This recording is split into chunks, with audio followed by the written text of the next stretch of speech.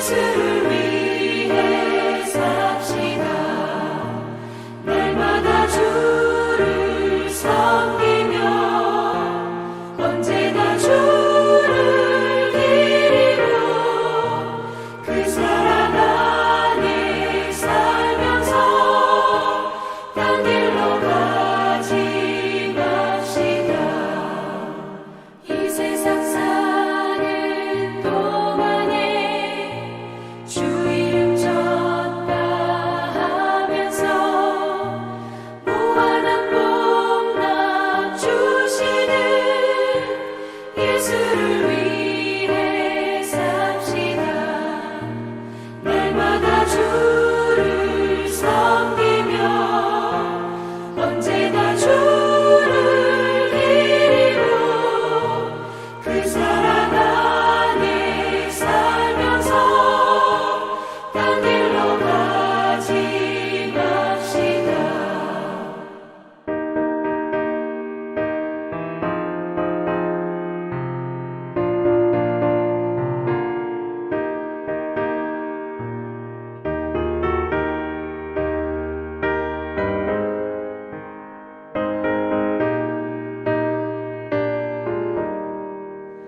이 세상 친구 없어도 예수는 나의 친구니 불의한 일을 버리고 예수를 위해 삽시다. 날마다 주를 섬기며 언제나 주를 기리며 그 사랑 안에 살면서 딴 길로 가지 맙시다. 주께서 심판하실 때 잘했다 칭찬하리니 이러한 상급 받도록 예수를 위해 삽시다. 날마다 주를 섬기며 언제나 주를 기리며 그 사랑 안에 살면서 딴 길로 가지 맙시다.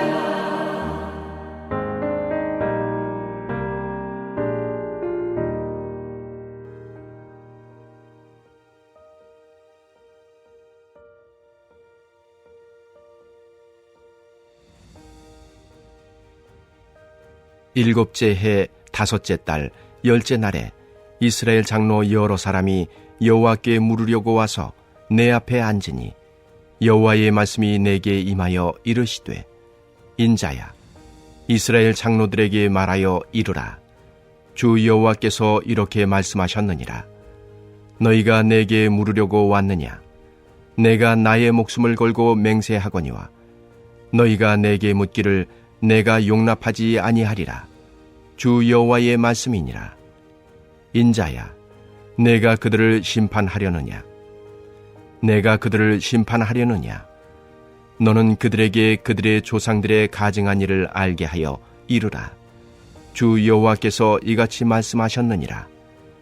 옛날에 내가 이스라엘을 택하고 야곱 집의 후예를 향하여 내 손을 들어 맹세하고 애굽 땅에서 그들에게 나타나 맹세하여 이르기를 나는 여호와 너희 하나님이라 하였노라.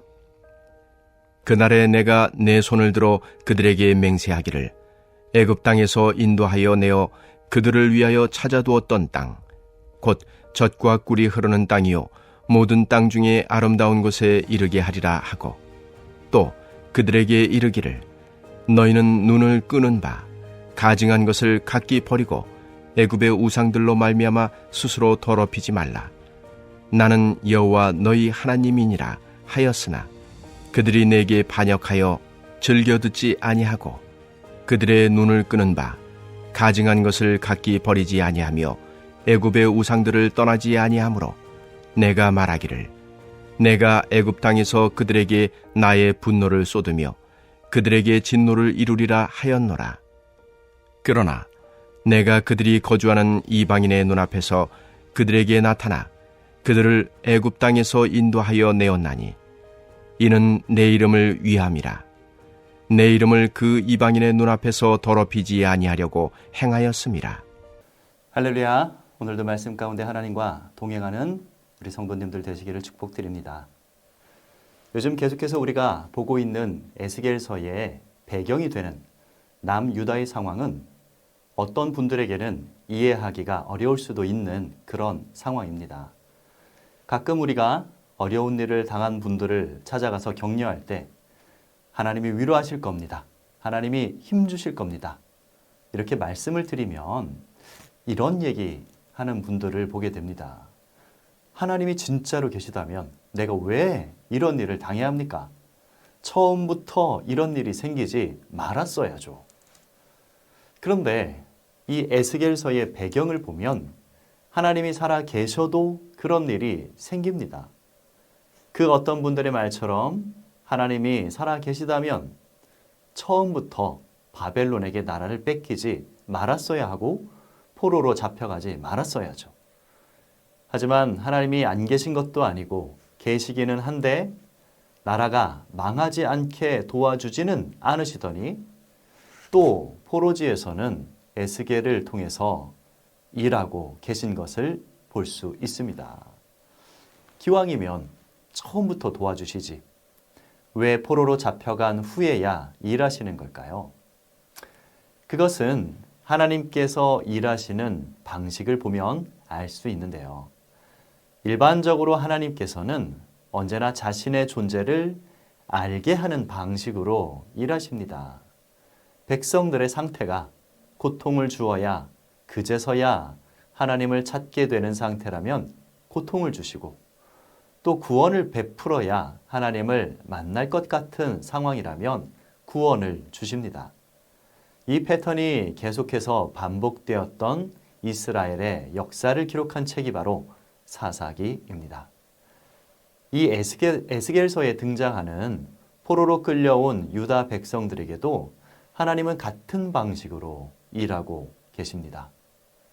빨리 포로에서 풀려나는 것 혹은 속히 바벨론으로부터 해방되는 것이 하나님께는 그렇게 중요한 일이 아니었습니다. 중요한 것은 시간이 걸리더라도 이스라엘 민족이 자신들의 잘못을 뉘우치고 우상을 버리고 다시 하나님께로 돌아오는 그것이죠. 이러한 전체적인 흐름 속에서 오늘 본문을 한번 보시면 먼저 1절에 일곱째 해, 다섯째 달, 열째 날이라는 것은 남유다의 여호야긴 왕이 바벨론에 포로로 잡혀온 후에 경과된 시간을 의미합니다. 바벨론 왕 느부갓네살은 예루살렘 성을 완전히 함락하기 전에 이미 2차례에 걸쳐서 포로를 잡아갔는데요. 우리가 잘 알고 있는 이 다니엘은 1차 때 먼저 포로로 잡혀갔습니다. 그리고 2차로 포로들을 잡아갈 때 여호야긴 왕과 이 에스겔이 포함되어 있었죠. 오늘 본문의 배경은 그 이후로 7년째 되는 해, 다섯째 달, 열째 날이라는 그런 뜻이죠. 그때 이스라엘 장로 여러 사람이 여호와께 물으려 에스겔을 찾아왔습니다. 그런데 무엇을 물으러 왔는지는 알 수가 없어요. 왜냐하면 그들이 질문을 하기도 전에 나는 절대 대답하지 않겠다고 하나님께서 선언을 해버리셨기 때문입니다. 아마도 하나님은 이미 그들이 무슨 얘기를 하러 왔는지 알고 계셨고 그것이 썩 바람직한 얘기가 아니었기 때문이겠죠. 하지만 하나님이 에스겔을 통해 전달하신 그 말씀을 보면 장로들이 무슨 얘기를 하려고 왔는지 어느 정도 짐작이 가능합니다. 7절과 8절을 보시면 출애굽기에는 잘 나타나 있지 않은 애굽에서 포로 생활했던 이스라엘 민족에 관한 새로운 사실이 하나 기록되어 있습니다. 우리가 출애굽기를 보면 이 노예 생활하던 이스라엘 민족이 자신들의 괴로운 처지를 하나님께 호소했고 그 신음소리를 들으신 하나님께서 모세를 보내서 구해주신 것으로 보여지죠. 그런데 오늘 말씀을 보니까 그들이 하나님께만 매달린 게 아니었어요. 애굽에서 우상을 섬겼고 그로 말미암아 하나님의 진노를 받았어야 했다고 말씀하고 계십니다. 그렇습니다. 그들은 애굽에서 하나님께 부르짖기도 했지만 애굽의 우상도 같이 섬겼습니다. 얼핏 우리는 이해가 되지 않죠. 왜냐하면 우리들은 그러지 않거든요. 현대 기독교인들은 그렇게 여러 가지 종교를 동시에 믿는 경우가 거의 없습니다. 성탄절에는 교회에 가고 석가탄신일에는 절에 가고 또 중요한 일이 생기면 점집에도 가는 그런 기독교인은 글쎄요, 저는 한 번도 본 적도 들은 적도 없습니다. 하지만 이스라엘 민족들은 하나님을 그런 방식으로 섬겼습니다. 여러 신을 동시에 섬기는 것이 그들이 우상 숭배하는 방식이었고요. 이러한 방식은 가나안 땅에 들어간 후에도 이루어집니다. 우리가 흔히 가나안 땅에 들어간 이스라엘이 하나님을 버리고 바알과 아세라를 섬긴 것으로 그렇게 알고 있는데요. 사실은 바알과 아세라도 섬긴 겁니다. 하지만 우리가 잘 알고 있듯이 하나님은 이 양다리를 굉장히 싫어하시죠. 나만 섬겨야지 나도 섬기고 쟤도 섬기는 것을 영적인 간음이라고 간주하십니다. 어쨌든 에스겔을 통해 장로들에게 전달한 하나님의 말씀을 보면 애굽에 있던 백성들이 애굽의 우상을 섬겼다고 말씀을 하십니다. 그래서 그들은 하나님의 진노를 받아 마땅하지만 그러지 않으셨어요. 이것은 그들이 예뻐서가 아니라 자기 이름 때문이라고 말씀하십니다. 그러면 이 장로들이 물으려 했던 것이 무엇이었을까요? 이들은 지금 하나님께 따지러 왔던 것 같아요. 하나님, 이 애굽에서 살았던 우리 조상들도 우상을 숭배했는데 왜 그들은 징계하지 않고 게다가 애굽의 포로에서 자유인이 되게 하셨으면서 왜 우리는 바벨론에 포로로 잡혀오게 하셨습니까? 우리가 잘했다는 것은 아니지만 왜 똑같은 잘못을 했는데 대우가 다릅니까? 왜 쟤들은 안 혼내고 우리한테만 뭐라고 하십니까? 이런 질문을 하고 싶었던 거라 보여집니다. 같은 잘못을 했는데 왜 조상들은 포로에서 해방시켜주고 우리는 포로가 되게 하셨냐? 그거죠. 이미 그들의 생각과 마음을 다 아셨던 하나님께서는 너희 조상들이 잘해서가 아니라 혹은 내가 걔네들한테 약점 잡힌 게 있어서가 아니라 이방인들 앞에서 그들을 멸해버리면 하나님이 자기 백성을 죽였다고 욕하고 비난할 것이기 때문에 나의 이름을 위해서 나의 이름이 이방인들 앞에서 더럽혀지지 않게 하려고 그들을 애굽에서 인도해 내었다고 답을 하신 겁니다. 자, 그런데 여기서 보면 하나님이 좀 이상하시죠. 이렇게 대답을 해 주실 거였으면 왜 묻기를 용납하지 않으셨을까요? 하나님께서는 지금 짜증이 나신 겁니다. 이 장로들이 무슨 말을 하러 온지 이미 알고 계신 하나님께서는 너희들이 지금 그걸 따지려고 나를 찾아온 것 자체가 잘못이야 라는 말씀을 하신 겁니다. 지금 이 장로들이 그런 질문을 할 때가 아니거든요. 그러면 지금 이들이 해야 할 일은 무엇일까요? 그것은 바로 회개죠. 잘못을 뉘우치고 다시 바른 길로 여호와께로 돌아가는 것입니다. 그런데 이들은 마치 시험 시간에 선생님이 컨닝하다 들킨 학생에게 너 끝나고 교무실로 와 했더니 쟤도 컨닝했는데 왜 나만 갖고 그러냐고 따지는 것처럼 조상들이나 우리나 똑같은 잘못을 했는데 왜 우리만 못 살게 구냐고 따지려고 찾아오니 하나님께서 기가 막히신 것이죠. 이 모습이 창세기에 등장하는 아담과 하와의 모습과 많이 비슷하지 않습니까? 하나님께서 먹지 말라 하신 선악과를 먹었으면 그러면 잘못을 뉘우치는 것이 최선인데, 그런데 거기서 여자가 먹으라고 했다, 뱀이 꼬셨다, 이렇게 서로 책임 전가만 하고 있으니 하나님께서 용서할 마음, 자비를 베풀 마음이 들겠습니까? 그런데 이게 참 큰 유혹입니다.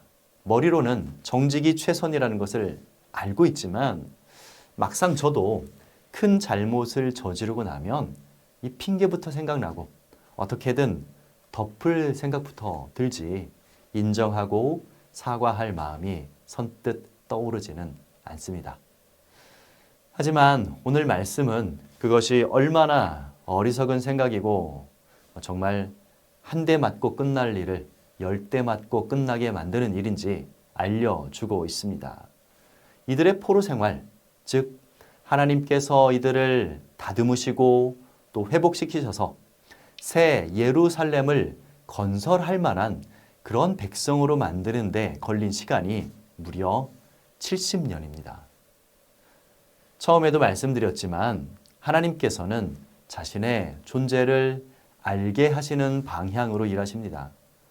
우리가 죄를 지었다고 해서 무조건 우리를 벌하시고 멀리 하시는 분이 아니라 그 상황에서도 우리에게 자신을 알게 하고 믿게 하려고 역사하시고 일하시는 분인 거죠. 우리 하나님이 이런 분이심을 믿으신다면 혹시 죄를 짓고 범죄하였더라도 그것을 숨기려 하거나 책임을 회피하려 하지 말고 오히려 하나님 앞에서 내가 더 겸손해지는 계기로 삼고 하나님과 더욱 솔직하고 친밀한 관계로 발전하는 그런 기회로 삼는 저와 여러분 되시기를 주님의 이름으로 축복드립니다.